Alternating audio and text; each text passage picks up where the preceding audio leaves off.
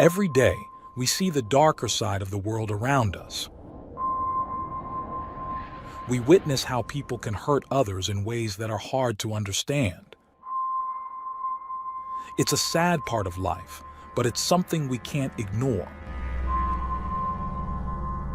As someone who dives into the world of crime, I'm here to share the most shocking stories and try to understand what drives people to do such things. I'm Michael, and today, I've got another unreal true crime story for you. On a quiet Thursday night, May 19th, 1983, Diane Downs, a 27-year-old mother, drove along Old Mohawk Road near Springfield, Oregon. Her children, Christy, 8, Cheryl, 7, and Danny, 3, were seated in the back of her bright red car. Diane navigated the dark, empty road confidently. Driving at night on secluded roads was nothing new to her, and she felt at ease, expecting to reach home soon. But that night took a tragic turn. A shadowy figure appeared on the roadside, a man with disheveled hair. Diane stopped her car and stepped out, curious or perhaps cautious. As she approached, the man suddenly revealed a gun, demanding her car keys. When she refused, the situation escalated quickly. He moved toward the vehicle and fired shots into the car, injuring the children inside. Diane's instincts kicked in. She pretended to throw the keys, attempting to distract him, but in the chaos, he shot her in the arm before she managed to jump back into the driver's seat.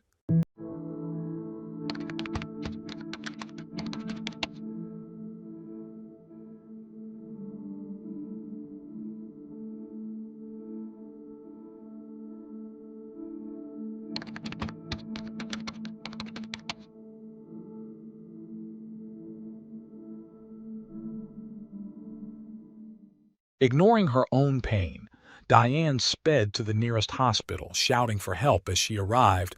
"Somebody shot my kids!" Medical staff rushed to the scene, pulling her bloodied children from the car. 2 were found in the back seat, but Cheryl, the middle child, was lying motionless on the front floorboard. Despite desperate efforts by nurses and surgeons, it was too late for Cheryl. Christy and Danny, however, clung to life. As Diane wrapped her injured arm with a beach towel, she remained calm enough to make phone calls to her ex-partner and her parents while waiting for updates. When the news of Cheryl's death came, she appeared shaken but held it together. Meanwhile, police began investigating the mysterious gunman who had shattered this small community's sense of safety. But suspicion soon turned to Diane herself. Her story had inconsistencies, and investigators noticed something unsettling about her demeanor. Diane's past gave detectives even more reason to question her version of events. Born in 1955, Diane was the eldest of 5 siblings in a strict, religious household. The family moved frequently, eventually settling in Phoenix, Arizona, where her father found stable work at the post office. The family adhered to conservative values, leaving little room for emotional warmth or leniency. Diane, yearning for attention, rebelled in her teenage years. She dyed her hair blonde, wore makeup, and began going by her middle name, leaving behind her reserved upbringing. Her newfound confidence caught the eye of her peers, especially Steve Downs, a fellow student at Moon Valley High School. The two became inseparable, despite her parents' disapproval. After high school, Diane briefly attended Pacific Coast Baptist Bible College in California, where she was expelled for multiple affairs. By then, her relationship with Steve had faltered, but the two reunited after Diane moved back to Arizona. Defying her parents, she married Steve on November 13, 1973, at just 18. The couple's marriage was tumultuous from the start, marred by Diane's infidelity and Steve's mistrust. Their first child, Christy, was born in 1974, but Diane soon left to join the Navy. Her stint in the military lasted only 3 weeks, with Diane citing medical issues and concerns about Steve's parenting as reasons for her return. Their relationship continued to unravel, setting the stage for a troubled future. Steve Downs was constantly on edge, haunted by the fear that Diane would betray him again. Their marriage, once full of youthful passion, had devolved into public and private confrontations. At one point during their troubled relationship, Steve purchased a gun, and Diane gifted him both a rifle and a revolver for Christmas. Steve, in turn, taught Diane how to handle all 3 firearms. Their second child, Cheryl, was born on January 10, 1976. Concerned about finances, Steve decided to get a vasectomy, believing their family of 4 was as large as they could responsibly manage. However, Diane later became pregnant again, which led to an abortion she later claimed to regret. Their marriage continued to crumble as Diane's affairs persisted. On December 29, 1979, Diane gave birth to a son, Danny, but Steve knew he wasn't the father. Despite this, their official divorce didn't occur until 1980. Diane often claimed to love her children, but her behavior told a different story. Christy, Cheryl, and Danny were frequently seen wearing old clothes and sporting unkempt hair. She was known to yell at them and deny them the affection they desperately needed. Steve observed that Diane's neglect mirrored the emotional coldness she had experienced from her own parents. Diane's parenting often left much to be desired. When she couldn't find a babysitter, she put 6-year-old Christy in charge of her siblings, a responsibility far too heavy for a child that young. After her divorce, Diane struggled to make ends meet, even with her job at the Postal Service.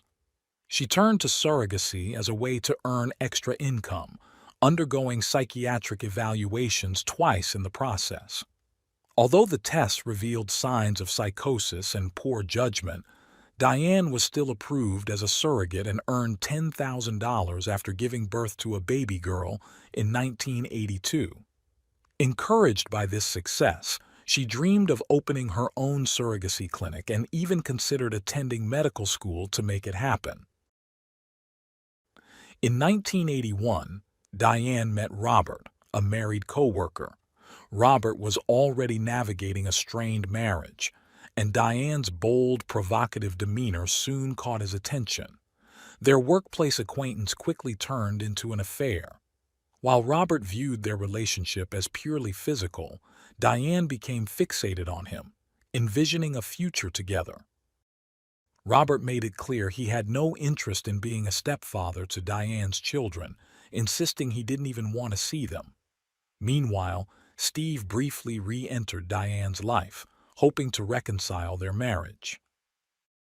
This led to heated arguments and, on at least one occasion, a physical altercation that left Diane visibly bruised. Despite the chaos, Diane continued to pursue Robert, even going so far as to get his name tattooed on her shoulder alongside a rose. By late 1982, Diane's life had become increasingly unstable.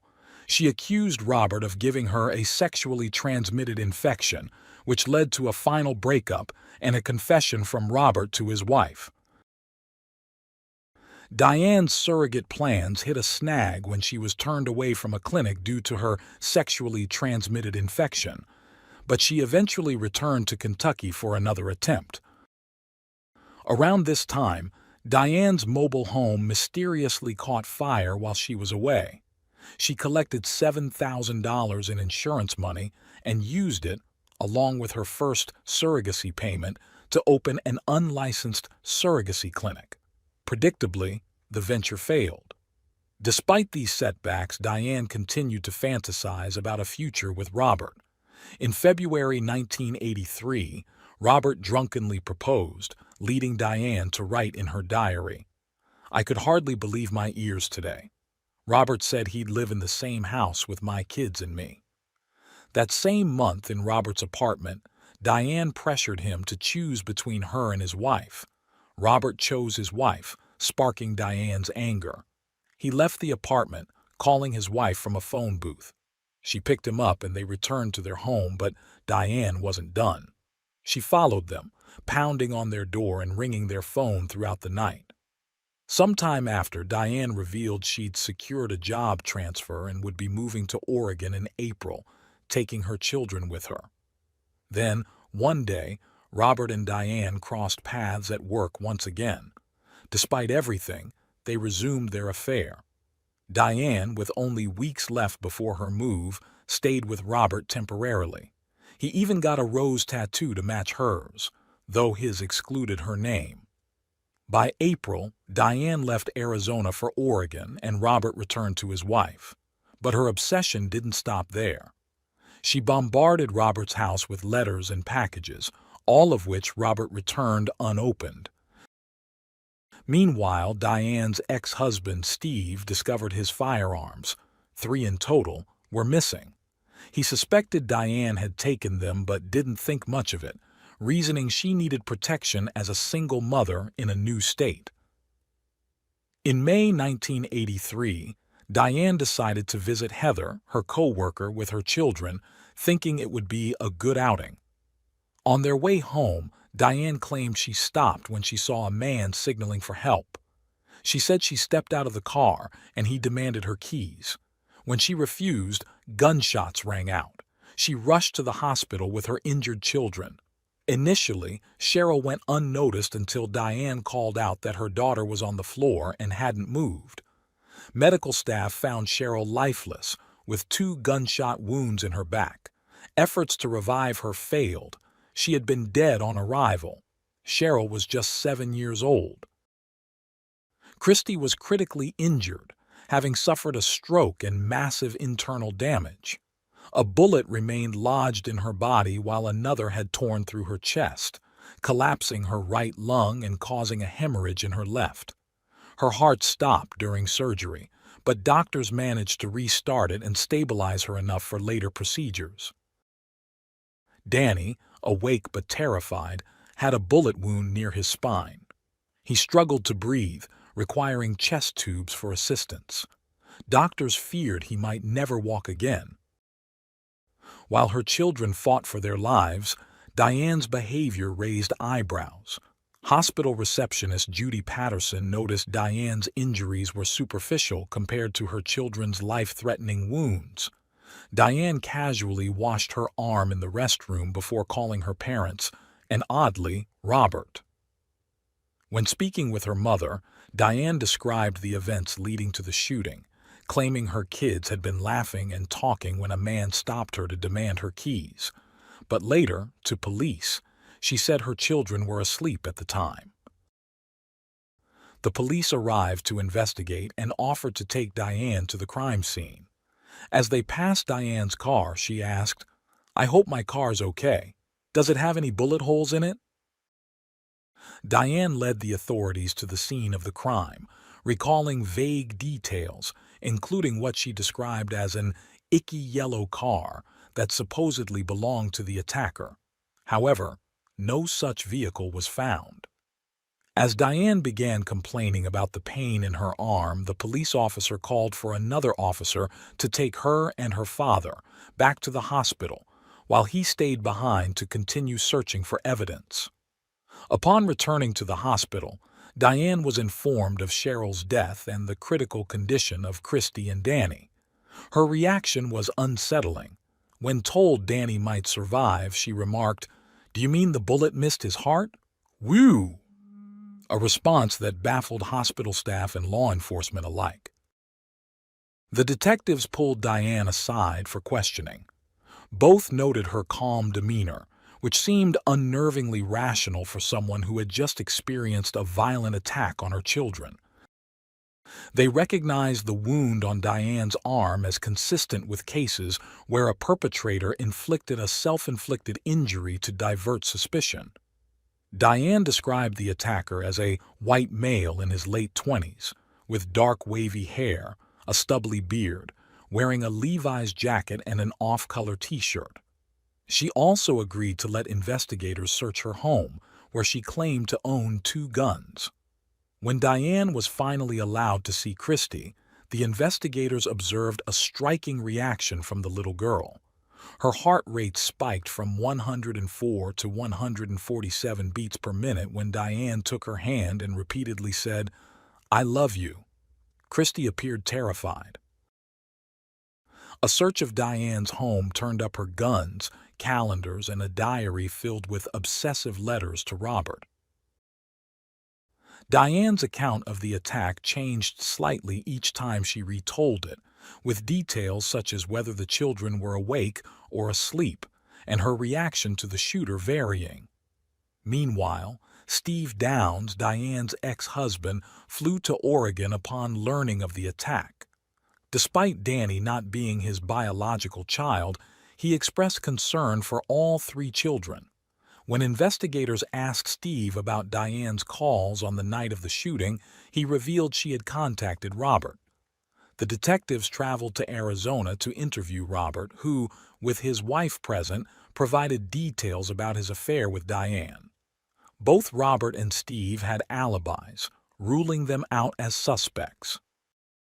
A forensic scientist analyzed the bullets and gunpowder residue in Diane's car. The lack of external damage indicated all 5 bullets struck their targets. Blood and gunpowder were found in the back seat and front passenger seat, but none in the driver's seat, pointing to Diane's likely involvement. Cheryl's funeral took place on May 25th, and her ashes were scattered in Arizona. Christie and Danny were stabilized, though their injuries were severe. Danny was paralyzed from the waist down, while Christie, who had suffered a stroke, lost much of her speech but showed signs of improvement with therapy. As the investigation progressed, Diane grew increasingly defensive.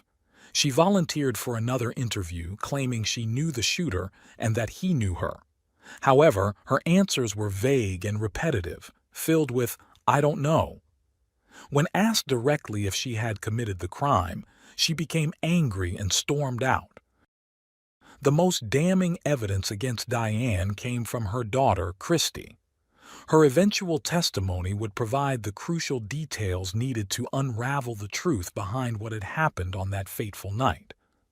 Christie opened up about the abuse she and her siblings had endured, revealing that Diane had hit them on multiple occasions. Christie also began to recall the traumatic events of the night of the shooting, though, at first, she couldn't bring herself to name the shooter. The psychologist encouraged Christie to write the name of the person responsible on a piece of paper and then burn it, offering a symbolic release of her pain. One day, Christie handed the paper to Paula before burning it. Written on it were the words, "My mom." Christie eventually shared the full story. Diane had stopped the car on a dark road, retrieved a handgun from the trunk, and shot her children at close range before shooting herself in the arm to stage the crime. On February 28, 1984, Diane was arrested at her workplace and charged with first-degree murder, 2 counts of attempted murder, and criminal assault. Adding to the drama, Diane was pregnant at the time. Initially, she sought the services of celebrity lawyer Melvin Belli, but he was unavailable. Instead, defense attorney Jim Jagger took her case. Jagger was charismatic and skilled, often charming jurors before proceedings began, while the prosecutor prepared for what he initially thought would be a straightforward case. He was wrong. Diane garnered surprising public sympathy early on. The prosecutor, known for his professionalism and rigid demeanor, faced an uphill battle against the public's perception. Diane played into this by displaying bold theatrics in court, once writing "lie" on a notepad and holding it up as the prosecutor delivered his opening statement. Jagger quickly snatched it from her hands. The prosecutor argued that Diane had planned the murders to remove her children as obstacles to a future with Robert. A psychiatrist testified that Diane exhibited traits of antisocial behavior, narcissism, and potentially psychopathy. Throughout the trial, Diane's demeanor remained consistent, calm, detached, and at times disturbingly jovial. She was often seen laughing with Jagger, further unsettling onlookers. Diane revealed a previously untold part of her life during her testimony. She claimed her father had sexually abused her when she was 12, taking her to isolated places and entering her room at night. While Diane spoke about these incidents in detail, her father vehemently denied the allegations. Diane's mother testified that Diane had been emotional on the night of the shooting, contradicting the testimonies of doctors and nurses who described her as composed and indifferent. One of the most memorable moments of the trial came when the prosecution played the song Diane claimed was playing during the shooting. To the shock of everyone in the courtroom, Diane hummed along, seemingly oblivious to the gravity of the situation. The most powerful testimony came from Christie herself. Despite her young age and lingering trauma, Christie summoned immense courage to take the stand. She trembled and cried, often losing composure whenever Diane made eye contact with her. Yet, she managed to tell the court that her mother had shot her and her siblings before inflicting a superficial wound on herself. Jagger attempted to discredit Christie's testimony, suggesting she had been coached, but Christie stood firm. During the trial, Diane gave birth to a baby girl. In a television interview, she remarked, "You can't replace children, but you can replace the effect they give you. They give me love, satisfaction, stability, and a reason to live." This statement only fueled public outrage. On June 17, 1984, Diane was found guilty and sentenced to life in prison plus 50 years, with a minimum of 25 years before parole eligibility. Steve Downs, deemed unfit as a guardian, lost custody of Christie and Danny. In 1986, the prosecutor and his wife adopted the two children, providing them with a stable and loving home to recover from the horrors inflicted by Diane. In 1989, Diane escaped from the Oregon Women's Correctional Center, evading capture for 10 days. A massive manhunt involving 14 states ended when she was found hiding in the home of a fellow inmate. The courts added 5 years to her sentence. Following her recapture, Diane was interviewed on The Oprah Winfrey Show. The interview was a chaotic display of Diane's personality. She deflected direct questions with long, convoluted answers, made sarcastic comments, and even cracked inappropriate jokes. Diane, labeled a dangerous offender by the state of Oregon, became eligible for parole hearings every 2 years after serving her initial 25 years. At her first hearing in 2008, she maintained her innocence, doubling down on her original story. The district attorney countered her claims by highlighting her inconsistencies and refusal to take responsibility. Diane's hearings in 2010 and 2020 were similarly denied. Despite overwhelming evidence, Diane retains a small but vocal group of defenders. Her father publicly supported her until his death in 2017, even offering $100,000 to anyone who could provide evidence proving her innocence. Diane's brother runs a Facebook group, Free Diane Downs. Diane's supporters often point to James Clare Haynes, a local man who allegedly boasted about shooting Diane and her children. Affidavits from acquaintances claim Haynes admitted to the crime, but these claims are considered hearsay in court.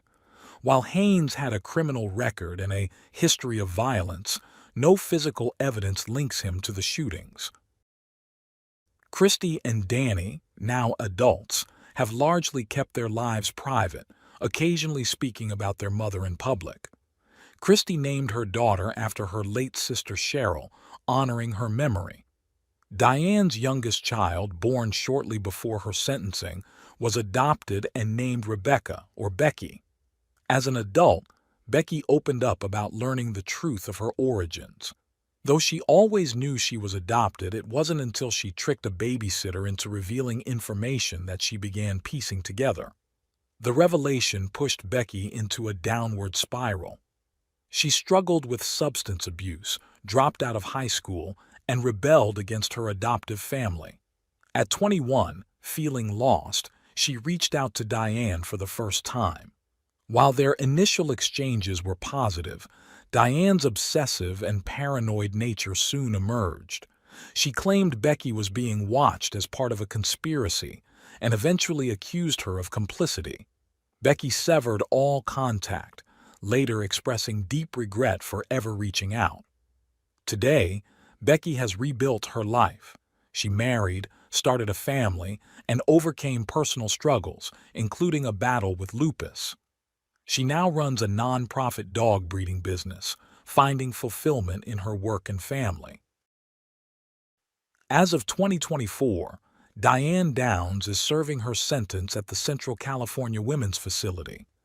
At 69 years old, she remains one of the most infamous figures in true crime, and it is unlikely, thankfully, that she will ever be released.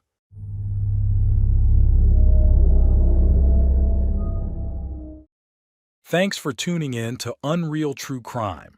If you're intrigued by mysteries from around the world, check out our new channel, Latin Crimes, where we dive into the gripping true crime stories of Latin America. Don't miss out. Subscribe now for more thrilling investigations.